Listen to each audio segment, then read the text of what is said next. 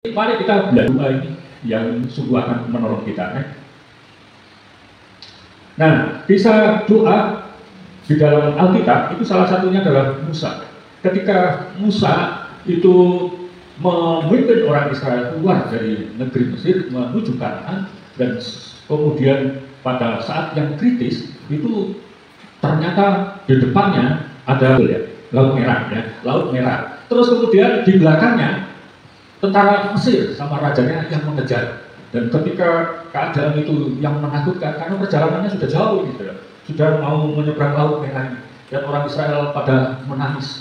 Hampir 2 juta orang itu yang dipimpin Musa itu menangis, tidak ada gunanya Musa, kita sudah menyeberang jauh di padang belantara, kita kesusahan, kalau kita tidak sebebas ketika kita dijajah dahulu. Ada yang mengeluh, kalau lebih baik kita kembali aja ke Mesir, bisa makan bawang merah, bawang putih. Mengeluh yang seperti itu. Tapi kalau Musa lihat di depan kita Laut Merah yang tidak mungkin kita seberangi, sedangkan di belakang kita adalah tentara Mesir yang mengejar. Tapi saudara, Musa berdoa kepada Tuhan, Tuhan tolonglah ini jemaatmu ini, jemaatmu, bangsa yang kau pilih ini, sekarang terjepit antara laut dan pasukan Mesir. Tapi apa yang dijawab oleh Tuhan, doanya itu, Musa, apa yang di tangan kau pegang, tongkat, mengisi yang sebelah kanan ke kanan, yang sebelah kiri, airnya sebelah kiri, terus dan berhembuslah angin yang luar biasa. Menurut orang-orang sekarang itu dihitung kecepatan angin yang bisa membelah laut itu kira-kira berapa kecepatannya. Ada yang bilang, wah itu 500 km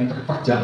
Itu begitu dahsyatnya anginnya. Gitu. Dan angin itu tidak menyapu orang Israel, tapi menyapu air, dan itu luar biasa. Melihat itu sehingga dikatakan tanah yang diinjak itu kering adanya. Ketika itu orang Israel itu begitu luar biasa, dia masuk di antara air yang menjadi benteng itu, dan kemudian dia berjalan sampai akhirnya lewat, dan Tuhan memerintahkan ambil batu, masing-masing satu suku satu batu, dia ambil itu. Dan berarti orang Israel pada waktu ada 12 suku, berarti kepala sukunya harus mengambil batu. Untuk apa? Di dasar laut itu, kemudian di pinggir itu ditumpuk batunya, menjadi tanda bahwa setiap orang Israel itu mau menyeberang ke pinggir laut itu akan tahu ada tumpukan batu. Inilah tanda bahwa Tuhan telah menyelamatkan orang Israel. Dan saudara sekalian, Mesir itu, raja dari Mesir itu terus mengejarnya, tetapi terhambat dan Tuhan dikatakan di sana menghambat kereta itu, roda itu bisa ambles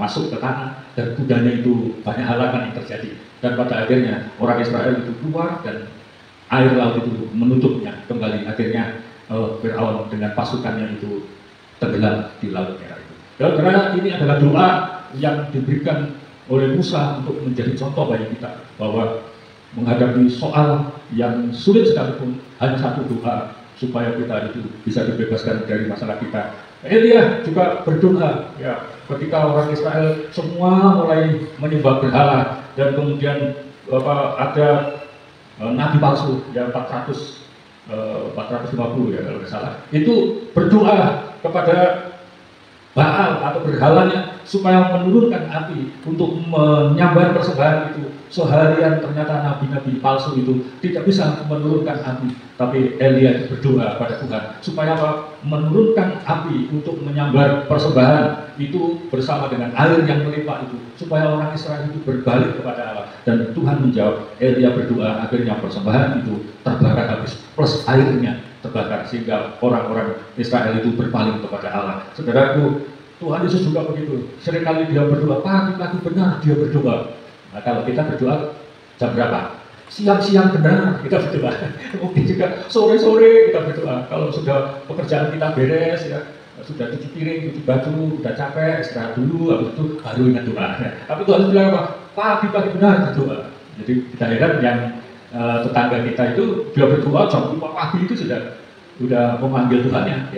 Kadang-kadang 4:30 itu sudah memanggil Tuhannya. Jadi kalau saya sih bersyukur, bersyukurnya apa? Oh iya sudah pagi ini syukurlah ada yang mengingatkan gitu kan. Kalau kita melihat tanda itu cepat-cepat bangun, berarti sudah siap. Nah, jadi doa ini merupakan komunikasi yang intim dengan Allah, atau kita berdoa dengan hubungan yang akrab dengan Allah. Saudara tidak perlu ragu untuk berdoa kepada Tuhan Yesus itu. Apapun kebutuhan, apapun keperluan, apapun segala sesuatu yang kadang-kadang remeh, berdoalah kepada Tuhan. Ya, saya sudah biasa berdoa walaupun belum dijawab, tetap aja berdoa. Ya. Tapi Tuhan itu akan memberikan jawaban doa-doa itu ketika kita mungkin sudah lupa, ya beberapa tahun sudah lupa, tahun-tahun Tuhan sudah, doaku ini kan dulu pernah berdoa yang seperti ini. Ya. Nah Tuhan akan menjawab doa-doa kita. Tetaplah berdoa, jangan kendor. Okay.